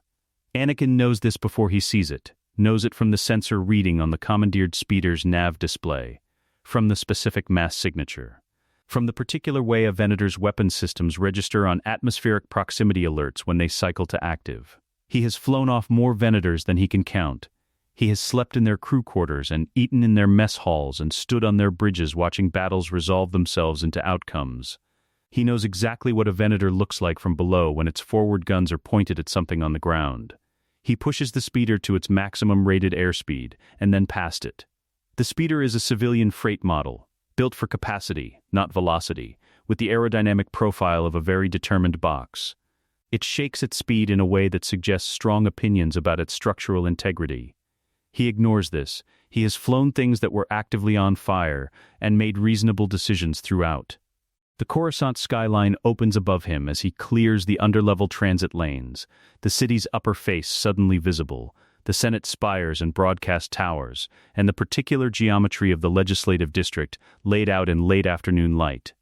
And above all of it, through the first layer of cloud cover, the unmistakable silhouette of a warship that has positioned itself between the sun and the city, with the specific deliberateness of something that intends to be seen as well as felt.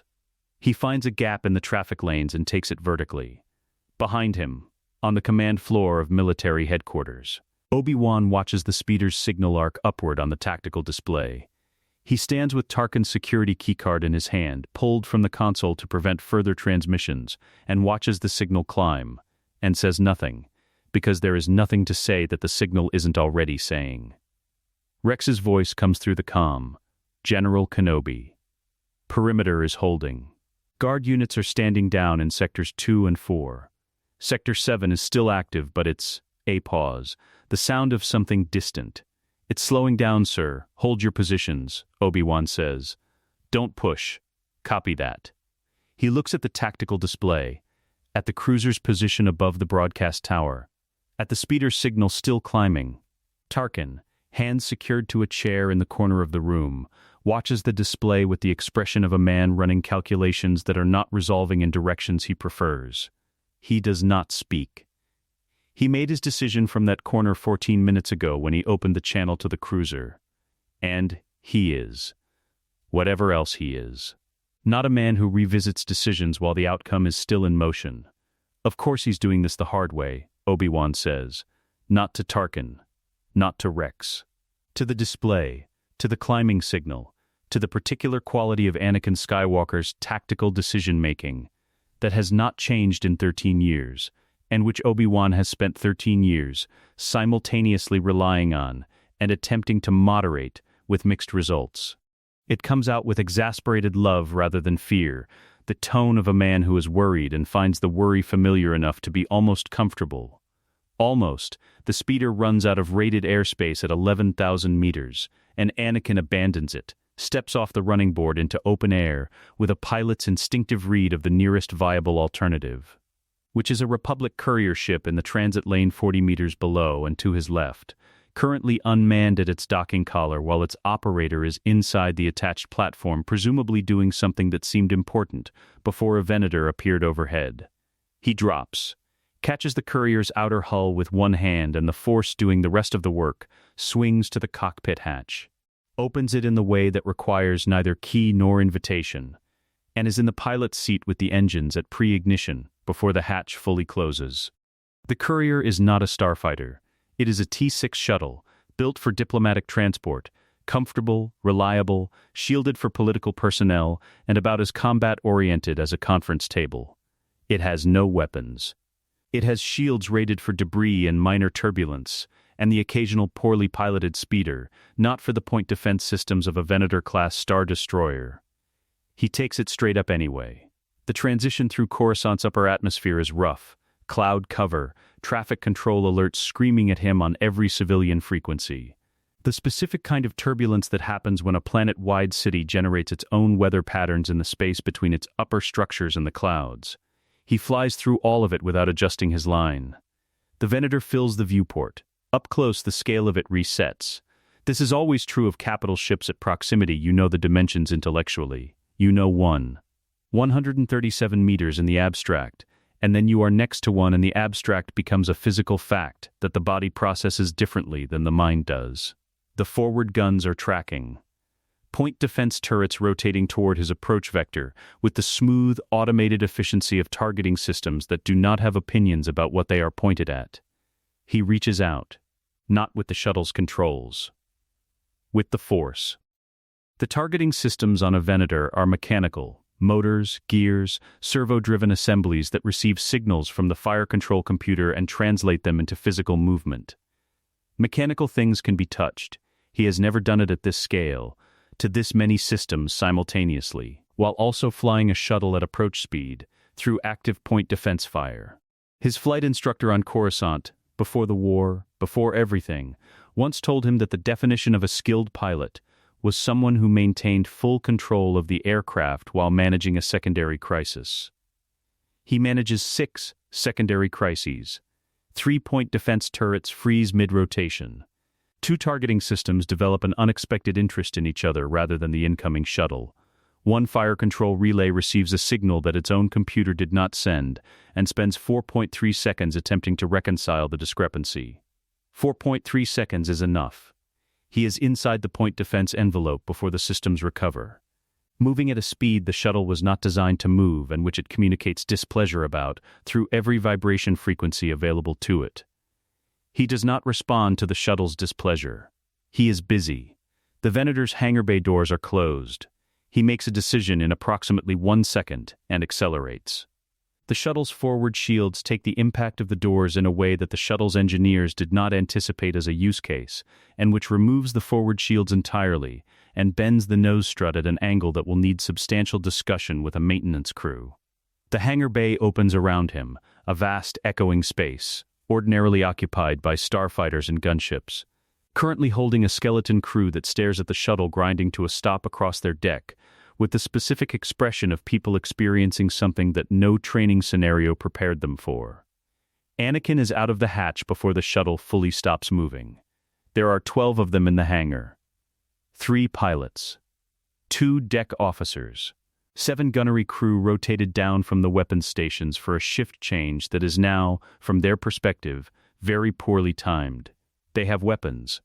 They also have, in varying degrees, the recently broadcast schematic of a human brainstem with a 4mm device marked in red against the hypothalamus, and the words voluntary override, none in the header, and the specific knowledge.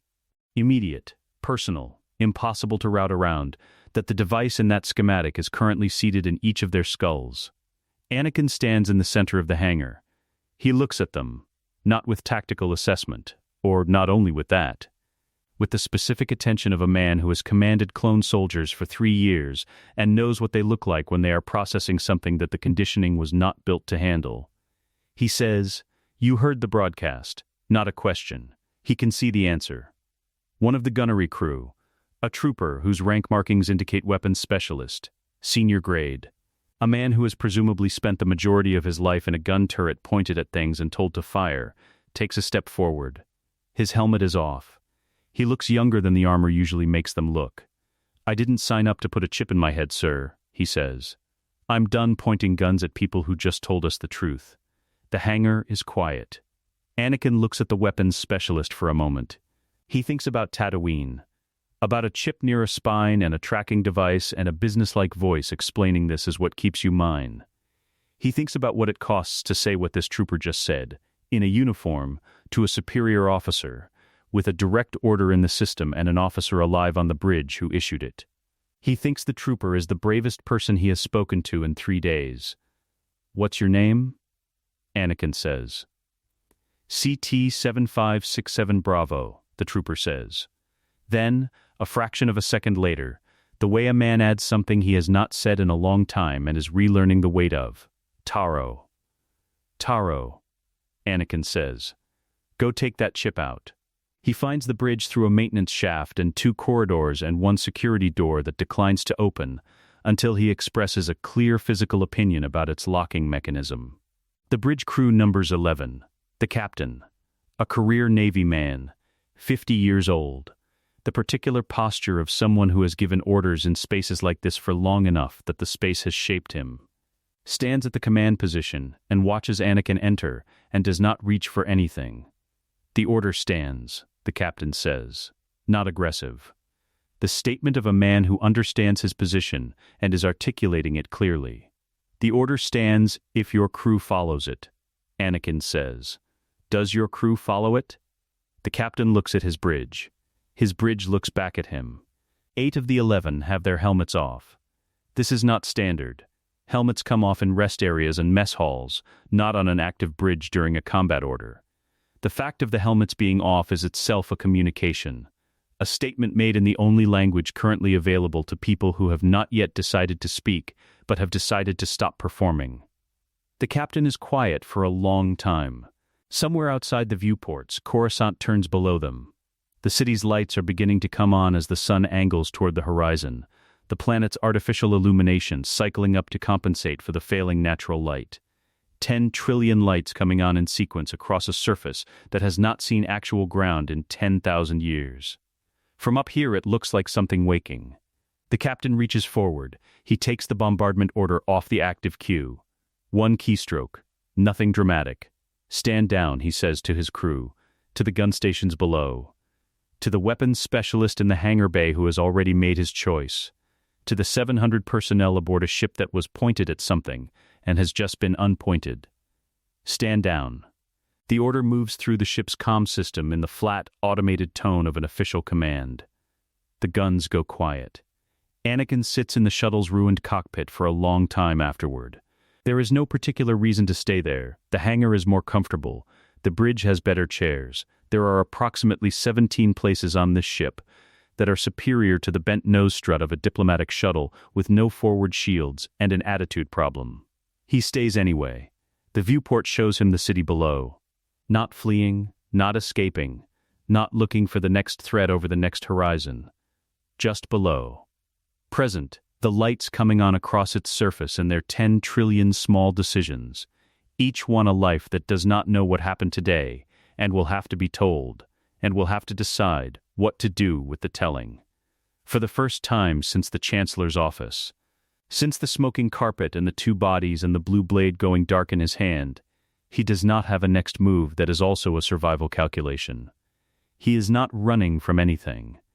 The knowledge of this arrives quietly, without ceremony, the way large things sometimes do when you are not looking directly at them. He is here because he chose to be here. He fought because he chose to fight, not because a master named him and gave him a leash with a longer reach, not because a nightmare wouldn't let him sleep, not because the alternative was losing something he could not survive losing. Because people he loves are alive. Because he wanted them to stay that way. Because he chose it. The city lights continue coming on below him, and the guns are silent, and the chains that almost closed around his neck in a smoking office 3 days ago have not been forged, and will not be. He closes his eyes. He breathes. Mas Amedda is arrested at 0600 the following morning. He does not resist. He walks out of the Chancellor's executive suite, the one 2 floors below the office where this began. The one he moved into sometime between declaring martial law and realizing martial law was no longer a viable operating condition. And he walks out with the specific composure of a man who has decided that composure is the only thing still available to him, and intends to hold it for as long as physically possible. 2 Republic Senate security officers take his arms at the door. He says nothing. Tarkin is processed through military custody on the same morning, transferred to a Senate holding facility by midday, his case referred to a tribunal that will take 6 months to convene and longer to conclude. He says nothing either, which is a different kind of nothing than Amedda's, not composure, but calculation. He is already thinking about what comes next. Obi-Wan, signing the transfer documents, looks at him once and thinks, this is not finished. He is correct. But finished enough, for now, is a category of outcome that has to be sufficient. The Senate convenes an emergency session at 0900. It runs for 11 hours. Padmé sits in her pod in the rotunda and speaks for 40 minutes, and the 40 minutes contain everything. The Sith files, the chip schematics, the manufactured war, the 10 years of correspondence between a chancellor and the Sith apparatus he built to own the galaxy, embedded inside 32 years of immaculate administrative cover. She does not perform it. She does not need to. The evidence performs itself. She simply stands in front of it and refuses to let anyone look away. By the time the session closes, the martial law declaration has been formally nullified. An emergency oversight committee has been appointed to manage the transition of power, and 3 senators who seconded Amedda's emergency measures have quietly requested recesses that everyone understands to be the beginning of resignations. The machine does not stop. Machines don't stop. But it has been interrupted, which is the most that can be asked of any single week. The Jedi Temple is quieter than Obi-Wan has ever heard it. Not empty. The initiates are at their lessons. the Padawans at their training. The ordinary rhythm of the institution running its ordinary patterns as though the ordinary patterns are a thing that can be maintained through sheer continuity of habit. But underneath the ordinary rhythm there is something new, a quality of self-examination that the temple is not accustomed to and does not entirely know what to do with. The council convenes 3 days after the Senate session. All 12 seats occupied, the empty one filled by a temporary appointment, a practical acknowledgement that the chair cannot stay empty indefinitely, and that acknowledging it is the only honest response to what happened to the person who sat in it. Yoda speaks first. This is not unusual. What is unusual is what he says. See clearly, the boy did, he says. When clouded, our judgment was. He looks at the empty chair that used to be Mace's and is now someone else's, and will probably always carry the memory of its most recent permanent occupant. The way rooms hold the people who shape them. A hard truth for old eyes to face. No one argues. This is the most significant thing that happens in the chamber that day, not an argument, not a counterposition, not the careful political navigation of an institution protecting its own prerogatives. The absence of argument. 12 Jedi Masters sitting with something difficult and choosing, for once, not to manage it into a more comfortable shape. They send a formal communication to Anakin Skywalker that afternoon. He reads it in the safe house. The container on level 300, the one with the borrowed power and the durasteel walls and the single gap that functions as a window. He has not moved them out of it yet. There is something clarifying about the space, something that the marble offices above cannot offer, which is the quality of a place that has no institutional history attached to it, and therefore no institutional weight. Padmé is beside him. Rex is outside somewhere, running the logistical coordination of getting chip removal teams to every clone battalion currently stationed on Coruscant. A process that will take weeks and involve more paperwork than any of them want to think about, and which Rex is approaching with the specific methodical thoroughness of a man who has found something worth doing, and intends to do it completely. The communication is formal, measured, signed by all 12 masters. It offers him the mantle of Grand Master. He reads it twice, sets it down on the crate between them, looks at the wall for a moment, at the single scratched vertical line he noticed 3 days ago, the mark of someone registering their own existence in a small room. Well, Padmé says. No, he says. I know. She is not surprised. She has known him long enough to have known the answer before the communication arrived. Tell me why, though. Say it out loud. He thinks about it. Not the diplomatic version, the actual reason, the one that lives underneath the version he would give to the council. A year ago I'd have taken that as proof I was finally good enough, he says. But I don't need a title to know what I am anymore. He looks at the communication. At the formal letterhead, the 12 signatures, the weight of an institution extending its highest honor. And I'm not going to trade one set of chains for a nicer-looking set. She is quiet for a moment. That's the clearest thing you've ever said, she says. He sends a reply that is courteous, specific, and final. The clone army stands down in the 8th week. This takes longer to arrange than the political proceedings, because it is a logistical problem of genuine scale.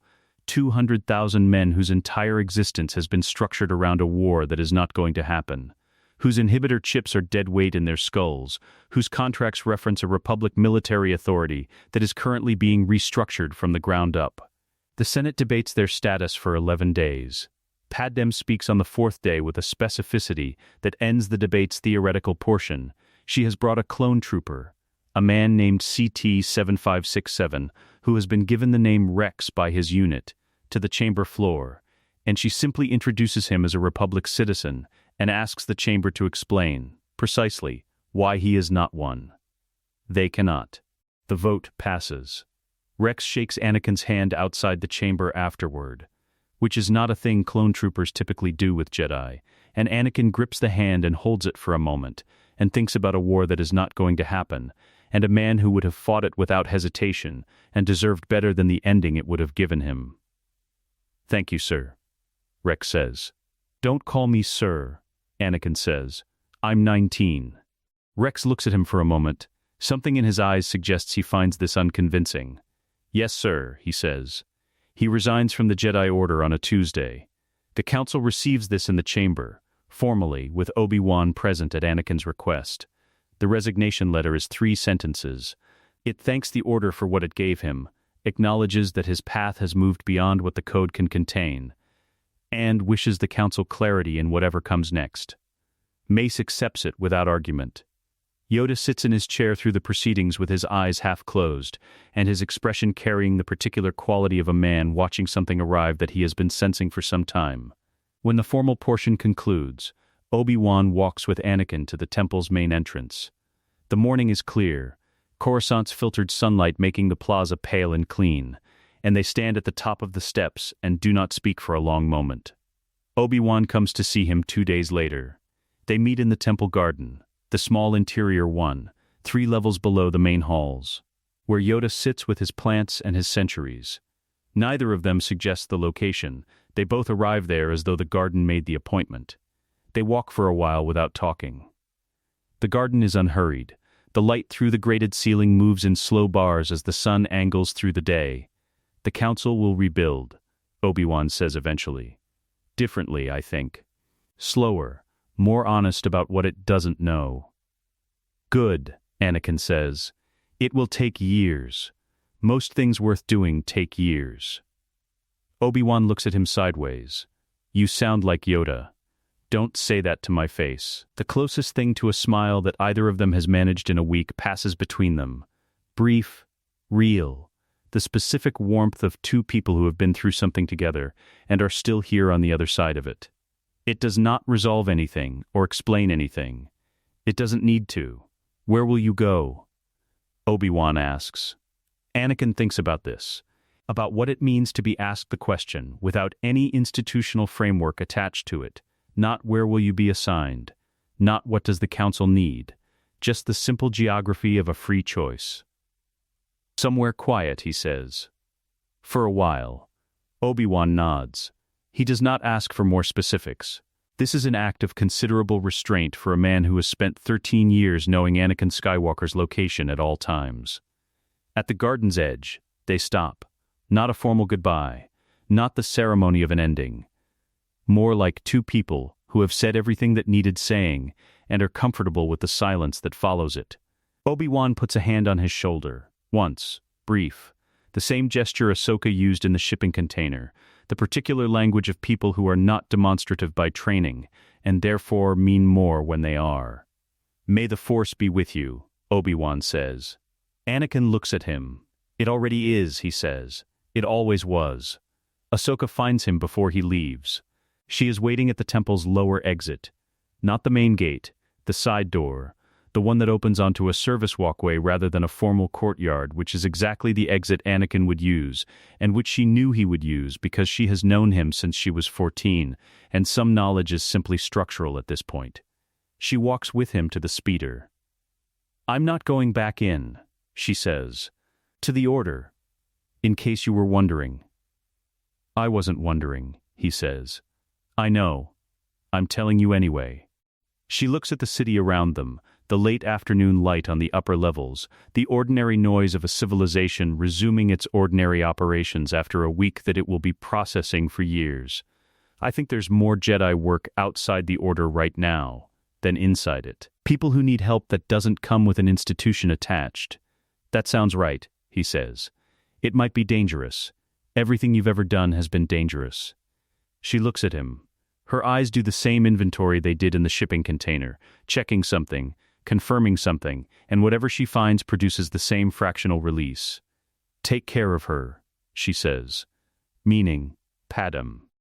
Meaning the children she knows are coming because she has always been perceptive in the ways that matter most. Take care of all of them. That's the plan, he says. She nods. Turns, walks back the way she came without looking back, which is very much how Ahsoka Tano has always moved through the world, forward, committed, the decision made and fully inhabited. He watches her go. Then he gets in the speeder. The planet is called Naboo. This is not a secret or a compromise.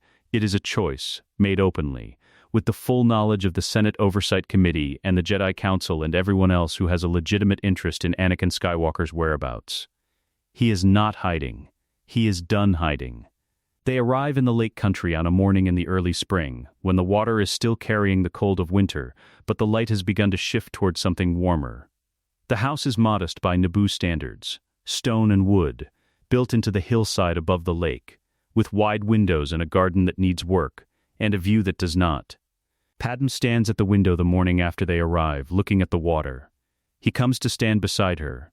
She is further along now, visibly, undeniably, in a way that Coruscant's loose senatorial robes had accommodated, and Naboo's morning light does not conceal. She has her hand resting against her side in the same unconscious way she did in the apartment. The gesture that is not a gesture but simply the body's acknowledgement of what it is carrying. He covers her hand with his. 2 lives. Inside her, specific and real, already their own people in some essential way that precedes everything else. Before training, before titles, before anyone gets the opportunity to decide what they are supposed to become. They're going to have questions, Padmé says. When they're old enough. About who you were. What happened? I know, he says. What will you tell them? He thinks about the Chancellor's office. The smoking carpet. The name pressed toward him like a brand toward skin, and the knowledge, immediate, physical, old, of what a collar feels like and what it means to refuse one. He thinks about a freight lift descending into the red neon of the underlevels, about a shipping container and 23 men and a data drive, about a gun going quiet above a city that did not know how close it came, about a speeder climbing vertically into the Coruscant sky because the alternative was unacceptable, and the choice being entirely his. He looks at the lake, at the morning light on the water, at the open sky above it, going all the way up. No ceiling, no smog layer, no grid of durasteel and conduit pressing down. Just blue. Going up until it becomes something else. I spent my whole life being told who I was supposed to become, he says. I'm done listening. He looks at her. At the water. At the light. This is who I choose to be. She leans into him. The lake holds the morning. No lightsaber. No armor, no shadow moving behind his eyes. Just a man, in the sun, finally free. Let us know what you'd like to see next. The end.